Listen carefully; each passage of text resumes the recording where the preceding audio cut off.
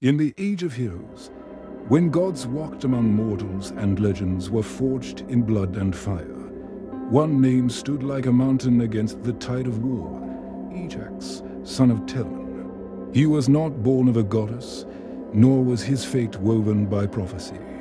He was a man, and in that, he was more terrifying than any demigod. His strength was earned, his courage was his own, and on the battlefields of Troy, he was a walking fortress.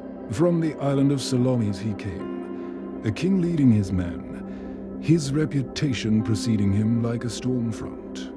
Among the cunning Greeks, Ajax was different. He was no smooth-tongued orator, no master of deceit. He was a warrior, pure and simple. His language was the clash of bronze, his argument the point of a spear. Homer describes his shield as a 1 to 7 layers of oxhide, broad as a tower gate. Behind it, he was an immovable object, a bulwark against which the Trojan army broke. When Hector, the mighty champion of Troy, dared any Greek to face him in single combat, it was Ajax who answered the call. For an entire day, the two titans fought, their strength a match, their honor mirror. Their duel ended not in death, but in a grudging respect, exchanging gifts as a testament to the warrior's code that bound them even as enemies. But the truest battles are not fought with swords. When Achilles fell, his divine armor, forged by Hephaestus himself, was to be awarded to the next greatest warrior. By every measure of valor, it should have been Ajax. He had saved the Greek ships. He had carried Achilles' body from the field. He had never once yielded. Yet, the prize was given to Odysseus, the man for tours. The slight was more than a wound.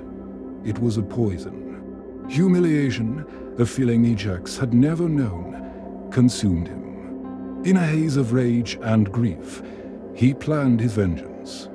But the gods, ever fickle, intervened. Athena clouded his mind, turning his righteous fury into a blind madness. He stormed through the camp, slaughtering what he believed were his comrades, only for the morning light to reveal a field of dead livestock. The clarity of dawn brought with it an unbearable shame. The unbreakable warrior was broken, not by an enemy's blade, but by his own wounded pride and the cruel mockery of a goddess. His honor, the very core of his being, was shattered. For a man like Ajax, there was only one path left. He took the sword Hector had given him, planted it in the ground, and fell upon it, a final, defiant act of a man who lived and died by his own laws. Ajax's story is a timeless tragedy. He was the wall that held back the entire Trojan army, only to be undone from within. He fought like a god, but died as a man, a stark reminder that even the strongest towers can fall. He is the forgotten giant of Troy, a hero defined not by his victory, but by his unyielding strength, even in his final moments. Thank you for joining us on this journey into myth. If you enjoyed this story, please like, subscribe, and hit the bell icon so you don't miss our next dive into the legends of the past.